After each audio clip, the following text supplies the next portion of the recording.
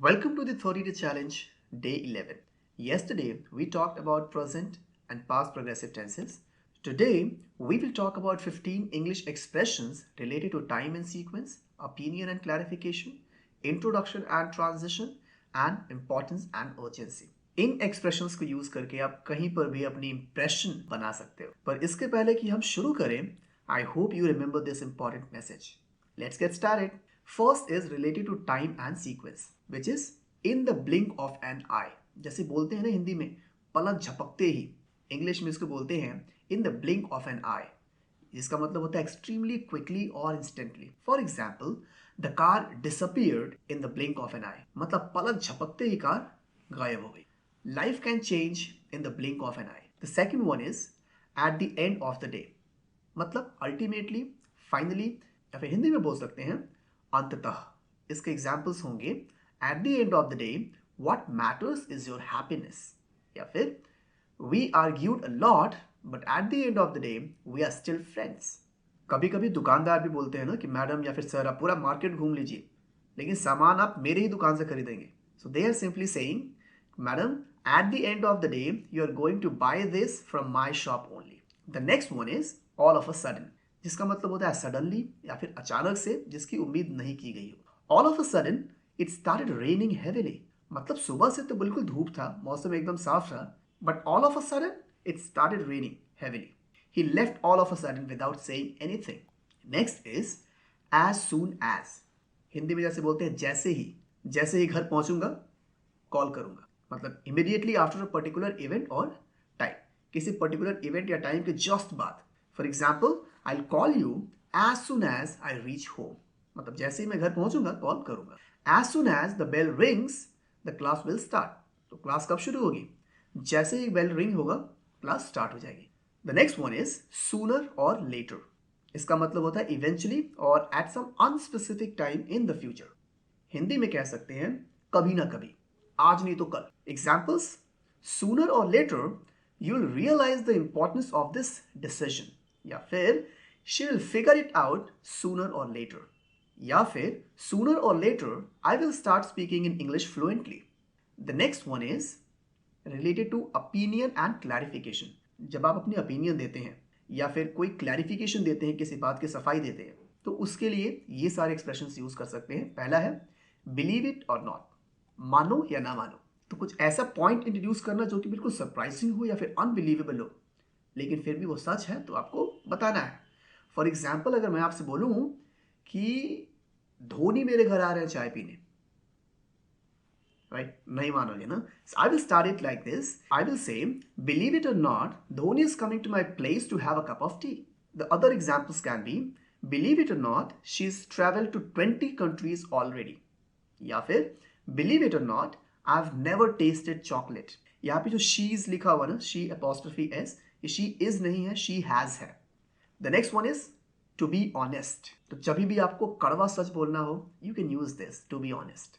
इसका मतलब होता है कि आप कोई ऑनेस्ट ओपिनियन या फिर फैक्ट बताने वाले हैं. For example, to be honest I don't think that's a good idea. To be honest I didn't enjoy the movie. अब मैं दोस्त के साथ गया मूवी देखने और दोस्त को अच्छी लगी मूवी, बहुत एक्साइटेड था, बहुत खुश था कि उसने मुझे बहुत अच्छी मूवी दिखाई, लेकिन एंड में मैंने बोला कि टू बी ऑनेस्ट भाई I didn't enjoy the movie.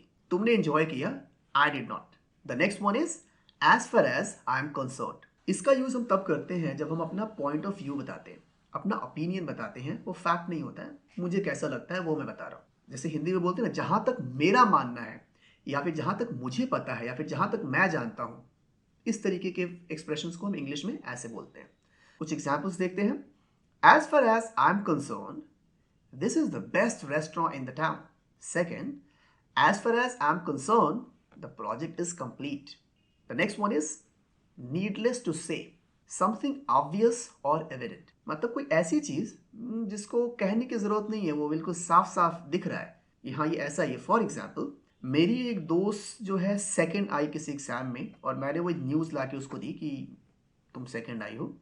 अब वहाँ पे उसने शो किया कि शी इज़ हैप्पी, लेकिन बिल्कुल साफ साफ चेहरे से दिख रहा था कि वो खुश नहीं है क्योंकि उसे फर्स्ट आना था. I would say, needless to say, she was upset after hearing the news. The other example is the car was damaged needless to say it was a huge repair. अगला हमारा है related to introduction and transition. जब कभी भी हम एक नई बात शुरू करते हैं कॉन्वर्सेशन में या फिर एक बात से दूसरी बात पे मूव करते हैं तो उस वक्त पे हम ये सारे एक्सप्रेशंस को यूज कर सकते हैं। The first is by the वे। आपने ऑलरेडी कई बार सुना होगा इसको।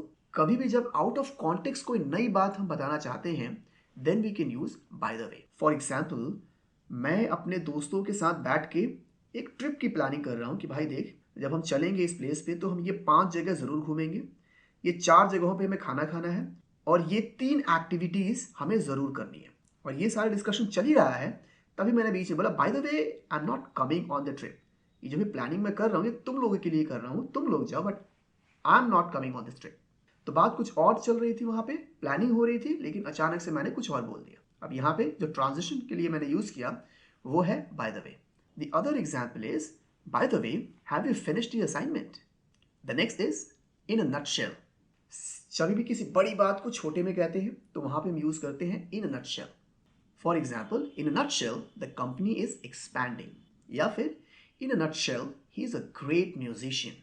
सेम बात को कहने के लिए हम एक और एक्सप्रेशन यूज कर सकते हैं, that is to cut a long story short. मतलब एक बड़ी लंबी चौड़ी कहानी को शॉर्ट में अगर बताऊं तो ये बात है।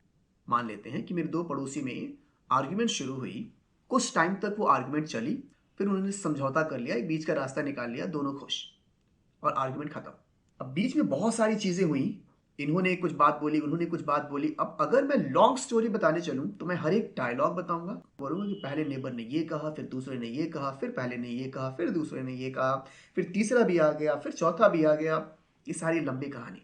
अगर मैं ये सब नहीं बताना चाहता, मैं बताना चाहता हूं कि एंड रिजल्ट क्या हुआ इस आर्ग्यूमेंट का, तो मैं बोलूंगा to cut a long story short the reconciled after the argument. The other example can be to cut a long story short, we made it to the airport on time. बहुत traffic था, बहुत late निकले थे घर से, लेकिन पूरी कहानी मैं नहीं बताऊंगा कैसे पहुंचे। To cut a long story short, पहुंच गए थे। नेक्स्ट हमारा है रिलेटेड टू इंपॉर्टेंस या फिर urgency. The first one is it's high time, indicate something should have happened already. तो ये एक्सप्रेशन बोलता है कि अभी तक ये काम हो जाना चाहिए था लेकिन अभी तक हुआ नहीं है। फॉर एग्जाम्पल, कल मेरा एग्जाम है तो मुझे ऑब्वियसली प्रिपरेशन शुरू कर देनी चाहिए, लेकिन मैंने किया नहीं है, तो मैं बोलूंगा it's high time I started studying. इसमें सेंटेंस स्ट्रक्चर का थोड़ा सा ध्यान देना। यहाँ पे इट्स हाई टाइम के बाद हम सेकंड फॉर्म यूज करते हैं, मतलब पास्ट फॉर्म। जो सेंटेंस बनता है वो पास्ट फॉर्म में बनता है। थोड़ा सा ऑकवर्ड लगेगा लेकिन होता ऐसा ही है। So the first example here is it's high time you started taking care of your health. It's high time we had a serious discussion about this issue. Next is by all means, मतलब कुछ भी दिमाग लगाओ, कुछ भी जुगाड़ लगाओ पर ये काम करो। The examples are by all means you should pursue your dream. कुछ भी करके तुम्हें अपना ड्रीम परस्यू करना चाहिए। By all means I support your decision. By all means को हम दूसरे तरीके में यूज कर सकते हैं, बाय हुक और बाय क्रुक, मतलब बाय एनी मेथड पॉसिबल। जो भी मेथड पॉसिबल है उसको यूज करो and get this done. For example, I am going to get that job by hook और बाय क्रुक। किसी भी तरीके से मुझे वो जॉब चाहिए। I will learn English this month by hook और बाय क्रुक। इस महीने मुझे इंग्लिश सीख जानी है, चाहे कोई भी मेथड मुझे अपनाना पड़े। So these are the expressions. I would suggest you कि आप यहाँ पे वीडियो को थोड़ी देर के लिए पॉज करो और देखो कितने एक्सप्रेशंस आपके दिमाग में अभी तक रुके हुए हैं, मतलब कितने एक्सप्रेशंस आपको अभी तक याद है। अगर आपको एक एक्सप्रेशन याद है तो एक सेंटेंस बना के कमेंट बॉक्स में लिखो। अगर 5 याद है तो 5 सेंटेंसेस बना के कमेंट बॉक्स में लिखो और उसके बाद फिर यहाँ से आगे बढ़ना।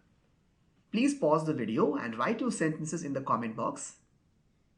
I hope you have written your sentences in the comment box. Let's now move to the next section, that is listening practice.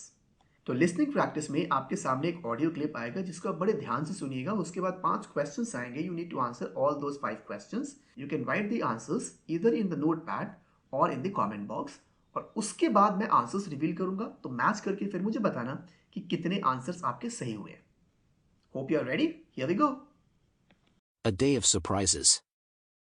Believe it or not, today started like any other day. The sun was shining, birds chirped in the trees, and the city buzzed with life. I was walking to the park, enjoying the peaceful morning. In the meantime, I was thinking about my plans for the day. As a matter of fact, I had a feeling that something unexpected might happen.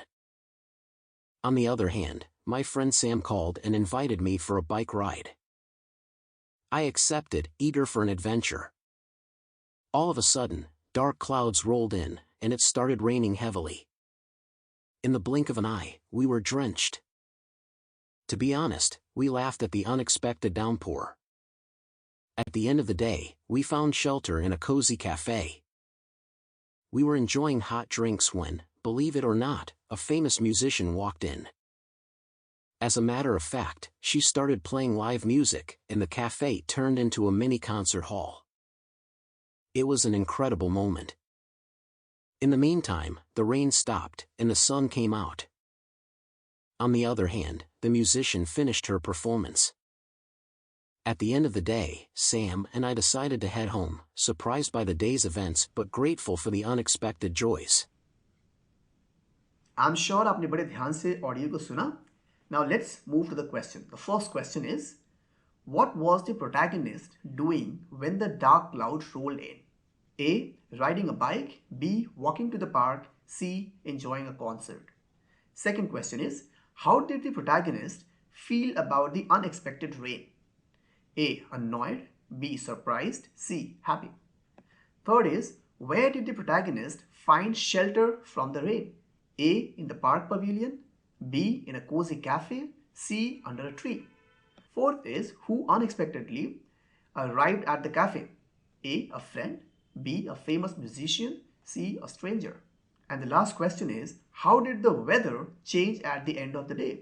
A. It started raining again. B. The sun came out. C. It became windy. आपने answers लिख लिए होंगे already. Let me quickly reveal the answer. Match करो और फिर जो भी आपका स्कोर है उसको कमेंट बॉक्स में शेयर करो. Here are the answers. Let me now talk about the assignment. In assignment, you need to write a minimum of 5 sentences with each expression. मैंने 15 एक्सप्रेशन शेयर किए हैं, तो अगर एक के साथ आप 5-5 सेंटेंस लिखोगे, so it's going to be somewhere 75. ये सारे सेंटेंसेस आपको कमेंट बॉक्स में नहीं लिखने हैं, आप नोट पैड पे लिखना फॉर योर प्रैक्टिस. इससे आपको ही फायदा होगा. The other thing that you will do is make a 1 minute vlog. 1 minute का व्लॉग बनाओ. व्लॉग मतलब एक वीडियो बनाओ 1 मिनट का, जिसमें आप शेयर करोगे कि आपने पूरा दिन कैसे स्पेंड किया, क्या क्या किया पूरे दिन. ये वीडियो आपको कहीं पोस्ट नहीं करनी है, आप इसको रिकॉर्ड करके अपने पास रखो. अगेन 1 हफ्ते बाद फिर वीडियो को चेक करना और देखना क्या क्या उसमें इंप्रूव किया जा सकता है. This is how you are going to improve. So this is all I had for today's lesson. Please like the video, share with more people. See you tomorrow.